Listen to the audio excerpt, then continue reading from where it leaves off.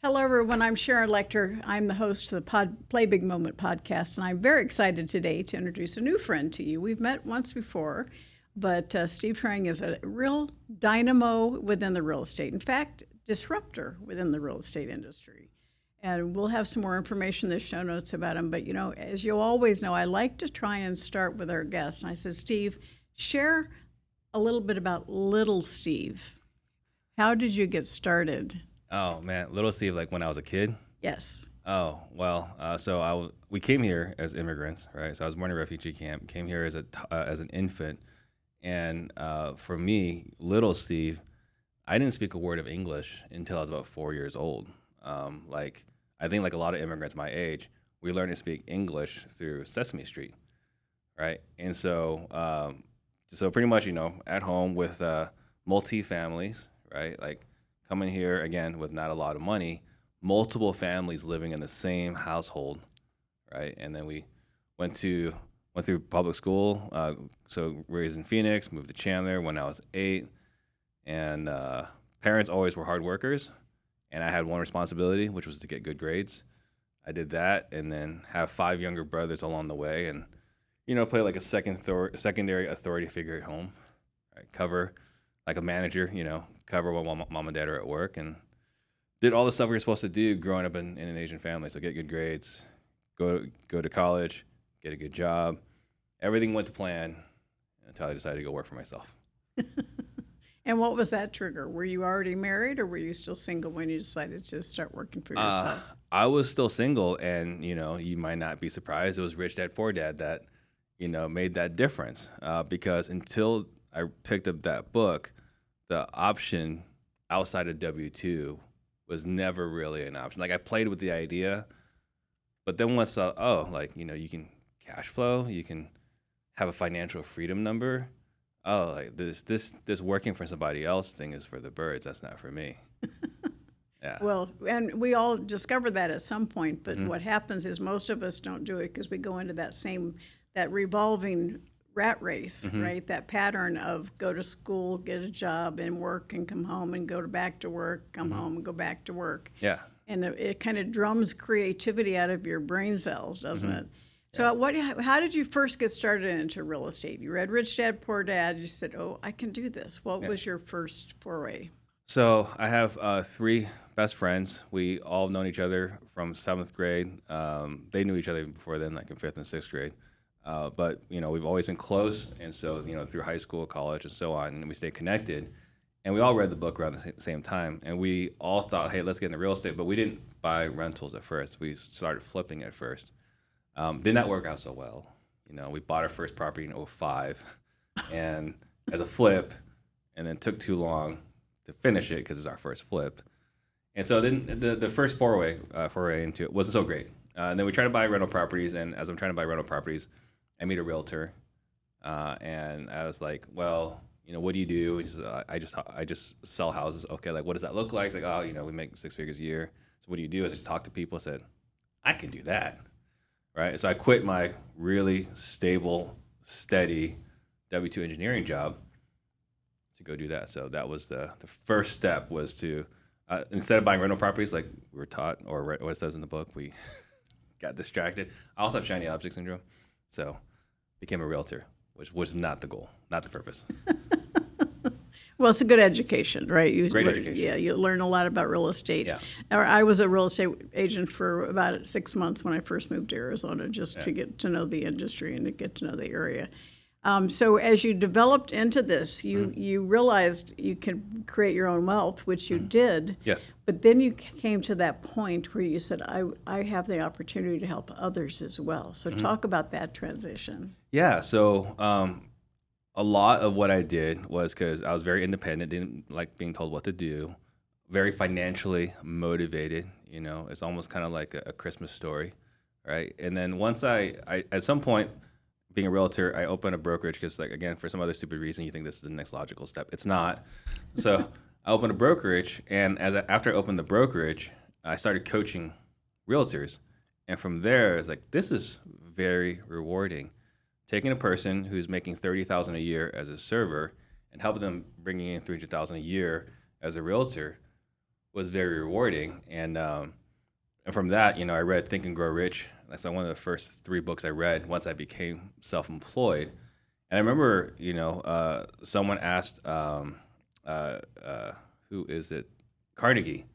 Like you have 18 millionaires that work for you. Like, how do you manage that? And he said, you're asking the wrong question, right? Because they weren't millionaires until they worked for me. And that was something that always inspired me. And so when I started the podcast, I want to pay it forward even more. That's why I start every episode, say we're on a mission to create 100 millionaires, because with the reach that we have, we should be able to impact enough lives to create multiple millionaires many times over. And if somebody, watching and listening right now wants to be one of those 100 millionaires, how can they find you? The best way is on Instagram at steve.trang, but our content is on YouTube, iTunes, Spotify, and it's just Disruptors. Now there's multiple Disruptors, or one of them. Just look up Steve Trang and Disruptors. You should be able to find it. Well, he's got a fantastic podcast, and I'm excited. I'm actually in his studio. That's why I look so fancy today. And he's letting me record the Play Big Movement podcast segment here in his studio. And look what they did, this incredible logo. It's a real gift. So don't expect it every time, because this is a special thing with Steve. But Steve, tell me a little bit about, so people are sitting at home, and I want them to understand they can do it too. It's dedication, it's hard work. It's not an overnight success. Right. But you have now, and I love your podcast because you're highlighting a lot of young people that have been able to put in the time, the effort, the energy, and the commitment, and they've created wealth for themselves when they didn't have any to begin with. Exactly. And so that is my goal in life, is to help people understand that you don't have to have the PhD. In fact, sometimes it's better not to. Right. Right. To have the street smart and to know that it's about buying, building, and creating assets that produce income. I talk about assets are sexy. That's one of my taglines. And that's I talk about your financial freedom is when the income from your assets exceeds your monthly expenses. Right. And that's such an important concept. And it doesn't have to be millions of dollars. It doesn't. When I met Robert Kiyosaki, he had 2 small apartment complexes. He was making $100,000 a year, but his living expenses were only $35,000, $36,000. So he was financially free. That was the message that I wanted to bring to the world. And it sounds to me like you're doing that as well now. Yeah, it's important for me because I think I think my background, going back, the reason why we're here is, I'm of Chinese ethnicity. My grandparents were in China and they had everything taken away when communism took over, and they fled to Vietnam and they started everything. So merchants in China started all over to become merchants in Vietnam. And then communism won again, and they had everything taken away again. And they were too old at this point. So my parents fled, and that's why I was born in a refugee camp on the way here. So for me, entrepreneurship, capitalism really is really, really important. And the best way to preach capitalism is entrepreneurship, right? If you're creating jobs, you're creating wealth, you're employing people, changing people's lives, and they can see it. Right? Small business is the backbone of our country. You wouldn't know it if you watched the news. Right, but that's the reason why I press so hard. So we created content around.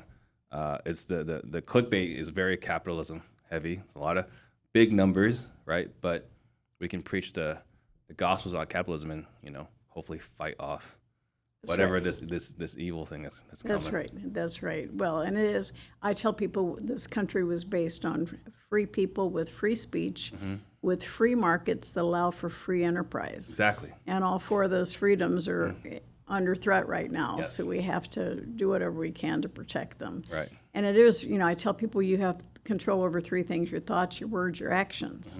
And the problem is, as an employee, you don't necessarily have control over your actions because you have to follow the rules. And so entrepreneurship is the ticket to being able to be financially free. Yeah. So what's the future for Steve? So something I'm on a mission to, for myself personally, is to create the largest sales training organization in the country. I'm looking to build an asset that I could either sell or do a cash out or something, right? But I really want to change the message on sales, because sales for the longest time, if you survey 100 people on the street, I imagine 90 to 95% would not have a positive view of salespeople. Salespeople are generally down there with the politicians, and the lawyers, right? And so I want to change this this representation, and I think the best way to change this representation is actually teach salespeople how to sell effectively versus how everyone's taught, because the old way of sales is taught from the old school, which is you bully the person into signing a contract. You got the stare down, the assumptive close, and so on.